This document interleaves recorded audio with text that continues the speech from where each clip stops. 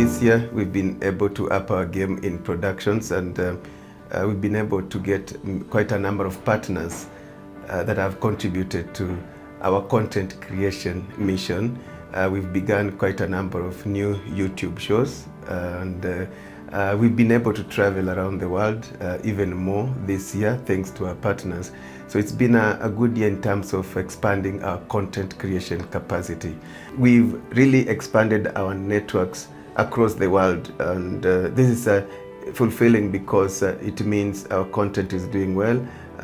We have networks in Australia, Asia, Middle East, UK, Europe, America, all over Africa, name it. And whenever we visit any country, we feel at home because it's like it's not even away from Kenya. We are being recognized, we are being welcomed. Everyone wants us to visit them, and you know, journalists, those who have a background in journalism, people tend to keep you at an arm's length, but when you find people inviting you to their dining tables, and then you feel really good, and we are proud with that achievement. The other key highlight is we were recognized by YouTube when we attained 100,000 subscribers. So we received a silver plaque for that, and this is it's an endorsement because they recognize that our content is good, and it's content that it's worth watching. When YouTube tells you that, you are doing well. So we are happy and glad that we got that plaque. At a personal level, I think because of what I've been doing, and people are seeing my work, my professional work, I've gotten quite a number of invitations to give, to share my experience, to give motivational talks. I really enjoy that. I've been to the Technical University of Mombasa, I've been to Moi University, I've been to Aga Khan University, just to name a few. It's really fulfilling when you share your experience and you see you are impacting on lives. So I'm eager to continue sharing my experience and mentoring young people who want to grow in this profession. The other thing I'm proud about is I was recognized by the state and awarded MBS. MBS is Moran of the Order of the Burning Spear. It's one of those, I mean, high, I would say top there presidential awards, and it's in recognition of the work I've been doing that is about contributing to socio-economic development through my content creation. So that is another highlight. This year I'm happy that I've made a contribution to just the education of my kids. My firstborn is at JKU Art studying architecture. It's a very tough course. It's very demanding, buying materials, so that you find that times I spend time with her just getting to know what are the materials she needs, going shopping with her.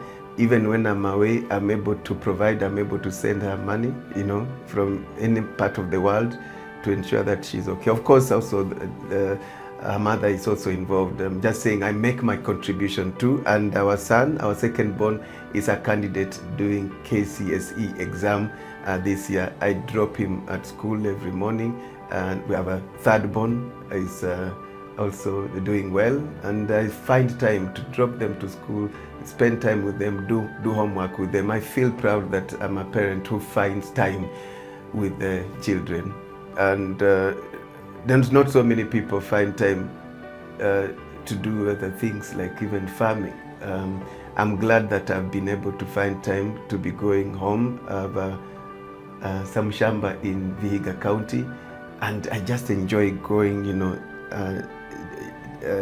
digging, kulima. People saw me in photos in my kaptula, na jembe kabisa. I'm asking, why are you not using a tractor? I mean, I'm contributing to employment when I have the youth in the village coming, sharing a moment with me, cultivating, weeding, you feel proud also you are contributing to the society. So I've been able to find time to be going to the farm. And in Western Kenya, we are, privileged that it rains almost throughout. We are about to harvest our second crop, that is maize.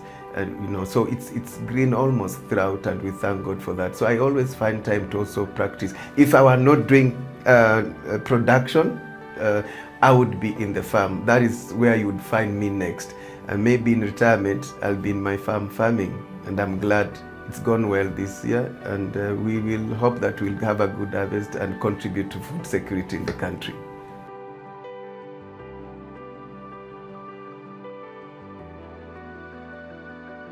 You know, I was bored sitting in the newsroom at some point, really bored, because for me it had become routine. It had become not so much fulfilling, because it's the same story every day. It's the politics of the day. The characters are the same. In the newsroom, news is about sensation, news is about drama, and news is about things that depress us. I was depressed because, I mean, every day, you know, getting exposed to that, you go home and you are watching the stories, and I mean, it's no longer so interesting. And I can't watch with my family, with my kids, with my wife, even what I've churned out on TV. So I felt I need to reinvent myself, and I can't do it in the newsroom, because I'm not blaming newsrooms. That's the nature of news. News is about personalities, news is about sensation. So I can't blame them, but I just said I needed my own space to recreate myself. I need to just step back and rethink. So in 2014, early 2014, I quit my employment at Royal Media Services.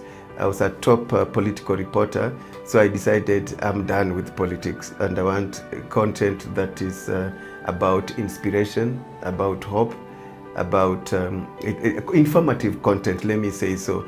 And at that time, I mean, many doubting Thomases were saying, I mean, who watches such a content? How will you make money out of it? It doesn't have a commercial value.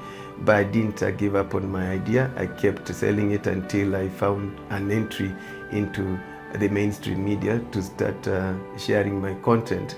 So that was the idea. But I know many people always talk about daring abroad. It's an idea I had when I was still employed, yes.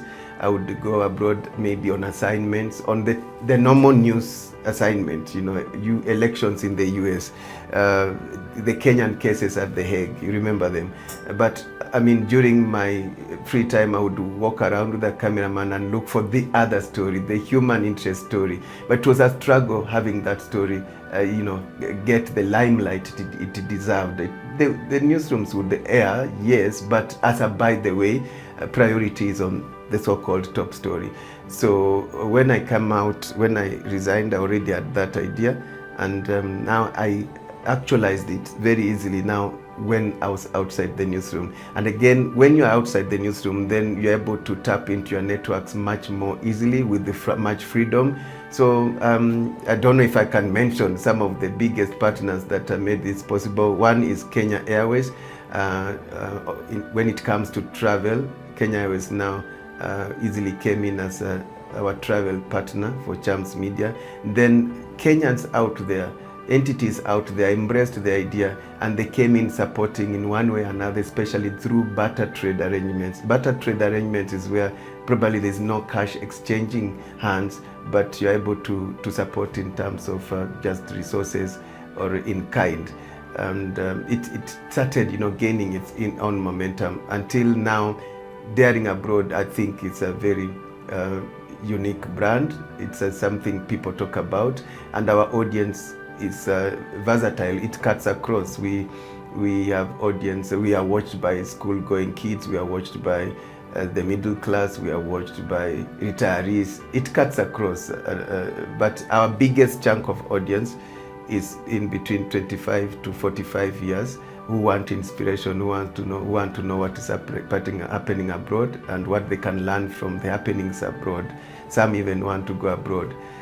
So that was the origin of CHAMS Media. But then we've kept diversifying, where we've excelled in documentary production. So we have clients who come, and our idea is, and what clients like is, marketing through storytelling, not what is called hard advertising, through content integration. And we're able to get partners who are willing to pay for production and airtime. So again, by extension, we are like a media buying agency. We do production, we buy media for you, and using my talent of storytelling, we're able to, market brands quite easily, and we are non-controversial. That's another advantage that sets us apart from competition.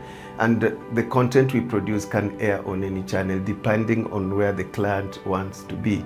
It could be on Citizen TV, it could be on KTN, it could be on NTV, K24, KBC, and we have had content on all these channels. We also do media liaison, even just helping cover events for entities and ensure that it's in media.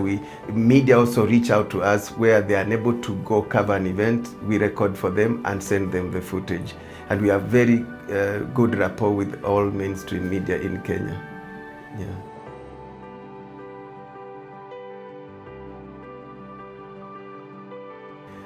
Our biggest source of income is actually online. We are able to do a lot online. People may not know. So our YouTube channel is doing well. So we have entities or clients who come for us to sell them through storytelling, and they're able to pay us for production and airing on our YouTube channel. So it's like a TV in itself. The property sector is our biggest source of income now. Come to banks also, that's another sector. And then we have circles. We've been doing quite a number of circles. Resorts, the hospitality sector. But now what really makes us get clients easily, there are many who want to tap into the diaspora market. So we have the networks in the diaspora. So through us, they know they'll be able to get that market. And remember, Kenyans abroad are sending quite good money back home through remittances. So YouTube, online, we charge both my platforms as Chamwada, through my platforms as Alex Chamwada, Twitter, Facebook, Instagram, and the CHAMS media platforms. We provide digital services and we charge. So I'm able to earn from my Facebook account, I'm able to earn from Twitter. Why? People want visibility, and numbers sell. I'm not overblowing myself, but it's modest, yes, but good. I have about 350,000 followers on both Twitter and Facebook. So numbers sell. I'm just expounding that we're able to make money from online platforms. YouTube itself also pays us money. Every month we've commercialized YouTube. So every month we get some income from YouTube itself. We host webinars for clients. This week we've done 2. So we're able to make money from webinars organized and managed by CHAMS Media. And in most of those webinars, I would be the host. So we charge for the preparation, we charge for hosting, we charge for publicity. So webinars is quite a good source of our income. We do live streaming for entities also. Then there is videography and photography, as it sounds, covering events, packaging content, maybe for internal use for our clients, or some content may go on air, and we manage also media for our clients. Documentaries also quite okay in giving us some income, features, and it's just storytelling. And at CHAMS Media, our biggest strength is we are very professional in documentary packaging, and the fact that we are storytellers. So we have talent out there. I'm not just alone. And as I said, I have 15 employees and I work with about 10 freelancers. We have an office in Lodwar. We have an office in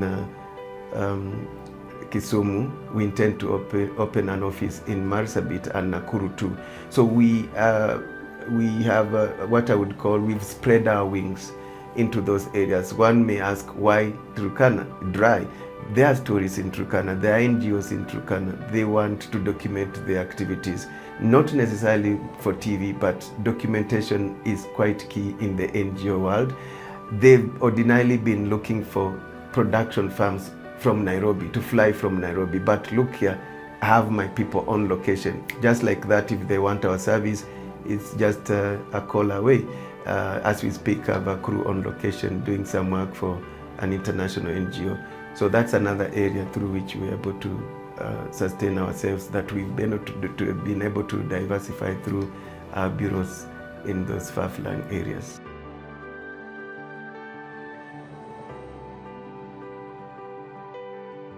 So I had my program, Daring Abroad, airing on TV, and I needed a sponsor. So I remembered the contact, James Mwangi, the group CEO of Equity Bank. I'd met him before, I had his number. So I called him and he picked, and I expressed that I needed to meet him, and he referred me to his PA, and he said it's okay, you could reach out to me through the PA or myself, and he's a friend, so we had been even saying hi to each other, if it's Happy New Year, Happy New Year. But there are times he would not even respond or pick my phone, and then I met his PA occasionally. But now just getting time to meet him so that both of us plus the PA and his team can discuss or look at my idea. I'd wanted to ask him to have Equity sponsor my program, and I needed his word. So many times I would call, and he would not answer. There are times he would answer, there are times. So the point I'm saying, I was patient. I never started talking badly or sending him bad messages because he's not responding to my calls or SMSs. I never did that. But after a while, it was quite a while, I met him, in New York. And would have thought that now he would have time for me. So he pulled my hand, we met in the streets, and he said, "Young man, you are very patient, let's have coffee." So we had coffee, and he said, "Now, tell me, sasa uko hapa." So I pitched my idea, and I had really been thinking about it. So I didn't waste time. I pitched my idea in barely 2 minutes. I have this Daring Abroad is about featuring Kenyans working and living abroad, and the impact back home and what we can learn from them and so on. So I'm looking for sponsorship. If you could partner with this, it will be even good for Equity Bank, because you are looking forward to spreading your wings around the world, and you have students abroad who are there because of Equity. They are daring abroad. In line with my idea. He said, "Wow, young man, you are very patient." So he liked the idea and called his PA now to start executing talks. And eventually we met now with his team in Nairobi. He gave them the go-ahead that you can work with Alex Chamwada. And that's how Equity Bank started sponsoring Daring Abroad on KTN News Channel in 2015. And we started featuring the students who had gone abroad through Equity Bank sponsorship. That program is known as Equity Leaders Program. So the idea is, be patient, and you never know when your day comes. Don't be quick to start getting frustrated and talking badly about people who could be your sponsors.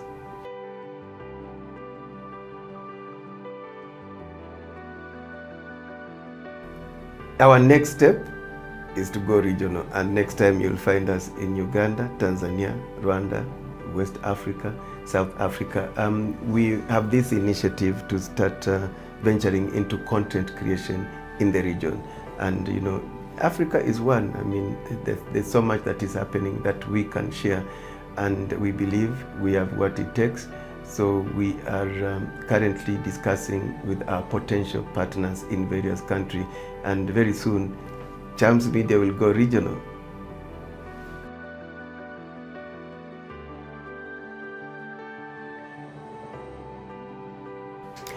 Let me say, I still do communication work even for entities in the current government. So that was the wider picture of what we do. We are able to do documentaries, features, and look, government has a lot of development content in infrastructure, environment, education, in so many fields. We've been documenting the story of Konsa Technopolis Development Authority, which we are still doing now, even in the current government. We just did a documentary about sanitation on the World Toilet Day for the Ministry of Water through the Athi Waterworks Development Agency that oversees the water provision in Nairobi and its environs. So that was in line with such. It's government communication, and that like any entity that would bid or go through the normal procurement processes, we've done that. But on the sidelines, as Alex Chamwada, I'm a communicator and a consultant as an individual. I was incorporated in a think tank that worked for the presidential election or re-election of former President Uhuru Kenyatta in 2017, and even in the past election. So it's not probably easy to know, because it is professional work that involves professional duties like media monitoring, what I would call research, media monitoring, advising on what makes news, why are you not in news, and so that think tank has various had people with various backgrounds, from economy to politics to media. So I was there as a media personality, and it was quite a professional work. Normally in politics, some people misunderstand, and there are people who would even smear you. I remember people smeared me Cambridge Analytica, which I had no idea about. In fact, I went Googling to understand what is all this Cambridge Analytica about. It's by association. So there are those things you learn, you go through the challenges because of association. I've expounded on your question, but yes, I did communication work in a think tank framework, and I did in 2017 and also the past election as a professional, but I'm still able to do even communication work for political entities, but on a scale where it's not, we do professional work, and we don't do smear work, or we don't do clandestine work to finish people. You bring me a professional work, even if you are from UDA or ODM or Jubilee, whichever party, will do professional work for you. Honorable Musalia Mudavadi has been working with us. When he would go to abroad to meet Kenyans abroad, he would invite us to go with him to cover his trips and to distribute footage for him. That's professional work. So I didn't have, what I can say, a personal relationship with the former president, but it was through a think tank and not as a personal relationship like as Alex Chamwada. Getting him, yes, I think it's possible. If I want to do maybe something, maybe a story about him, it's possible to get him. And there are many ways of getting big people like the president. They have their teams, they have their peers, they have personal assistants through whom you can get. It's not easy, I can say, to just call a president and you think you'll be able to speak to them. It's very rare. Yes, I've done 1 or 2 times with the former president, but it's not easy. He's in retirement. I've never called him since he retired. Maybe I'll try again, but it's possible. And the point is, it doesn't have to be personally calling him, but I can get him through his aides.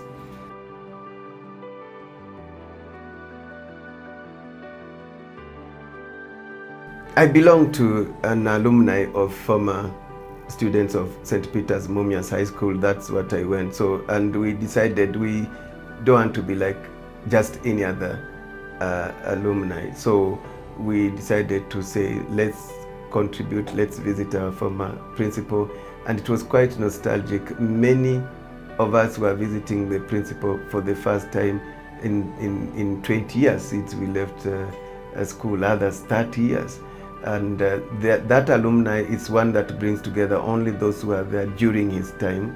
That is from 1982 to 1992. And it was quite nostalgic and really fulfilling. Why? For him, he had he was an icon. He's someone you can't wish away. He really impacted on our lives while we were there. So we were like, we are who we are currently because of his contribution, and we want to appreciate him. We want him to bless us. So that was the idea, and it was quite smooth, and the turnout was quite good. Many alumni would struggle even to get together, but this was quite smooth, and we still are together. We are planning another visit to honor him.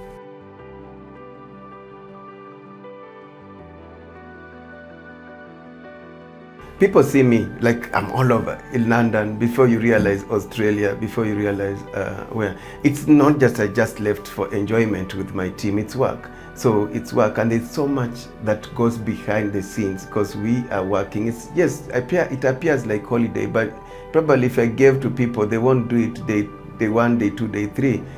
So look at it as work, and it's business, and it's a calling. And while I'm on the go, I'm able to hold meetings through, virtual platforms, and take care of my company, make sure everything is running smoothly, take care of my family. So it's work. It's not just enjoyment. And I believe I mean, God gave me the resources and partners to do this because the vision or the purpose was not a selfish purpose to go out there and enjoy. It was a purpose to contribute to humanity. That's my belief. Coming to family, first of all, TV and the social media and what people see may be very deceiving. What do I mean? So we go out, gather content. I may be in the UK for 2 weeks, come back, spend 3 months here.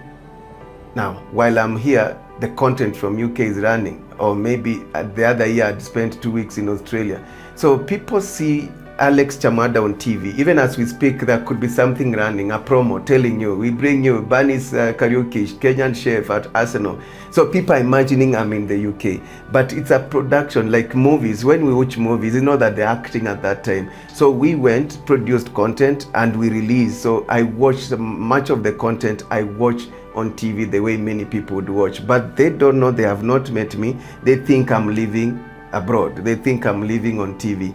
So I have time. What you see, the Alex Chamwada you see on TV is not this Alex Chamwada, because I have time for my family. I may spend 3 weeks abroad and come spend the next 3 months around. So I'm with my family. So TV can be deceiving. Well, I may be traveling, yes, locally, yeah, but the point is even quality time.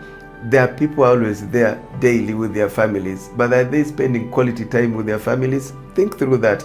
I may have only 2 days in a week with my family, but I've spent quality time with them. I'm able to listen to them. I'm able to provide. They are happy. They're not complaining. So quality time.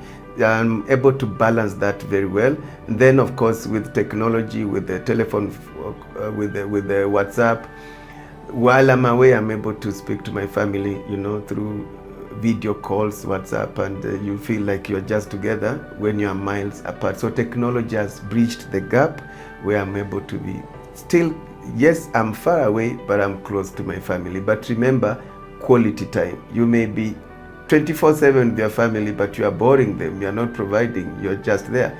I come 2 days, I spend quality time more than you.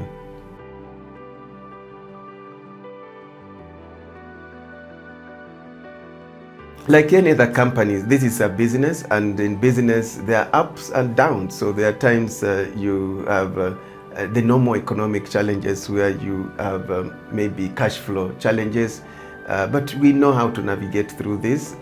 At this time, I think everybody across the world are going through economic challenges. So that is straightforward. It's something we've experienced this year, but yeah, we keep moving, keep moving. You can't put a full stop to your life. You have to keep going. I have 15 employees on payroll, and I work with about 10 freelancers. So you can imagine I support about 25 people and their families. That's I'm proud that despite the economic challenges, I've been able to sustain their lives. Of course, it was an election year, and business went down at some point because of the election, and it's yet to come to a normalcy. It's picking up again. During an election year, we normally encounter that. So business-wise, we were interrupted by the electioneering period. The other challenge is with the ever-evolving technology, so you have to keep reinventing yourself. And then there are people who keep copying what you are doing.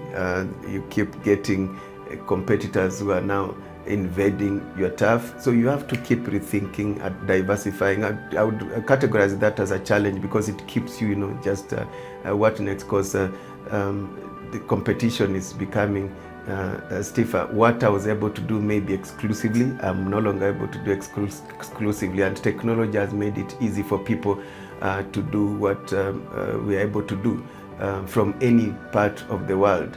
If it's telling stories about the diaspora, people are able to tell those stories. So how can we remain relevant? That's a challenge, but every day we are thinking how to keep diversifying and making it better, making it top-notch, where even if competition comes, they can't catch up with us.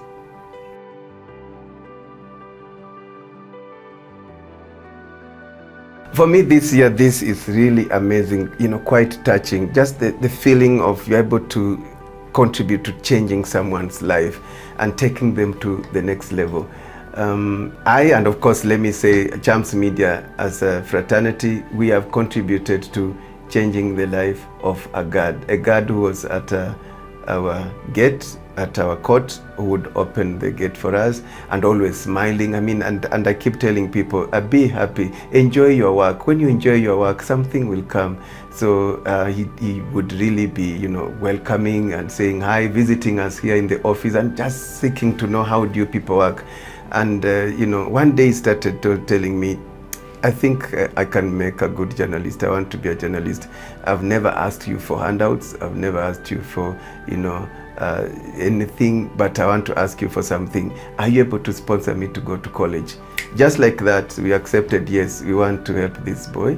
And he's now at Kenya Institute of Mass Communication, Eldoret campus, pursuing journalism. From the gate as a gateman to holding a camera. He wants to be a cameraman, and I visited the college recently. I gave a motivational talk there, and his lecturer said he's one of the best and he's doing very well. So we feel proud that we can transform lives, we can change someone to something, and it's quite fulfilling for me this year.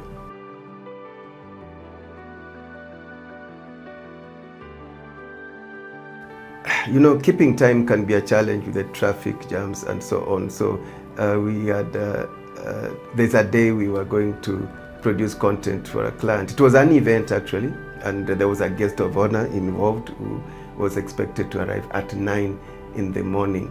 So I don't know what happened, and we got late. We arrived 30 minutes later, and the client said, "No, Alex, sincerely, yeah, we respect you, but this is not acceptable. So your team will not shoot. We already have a replacement. Thank you. Bye-bye." It was, it was quite embarrassing.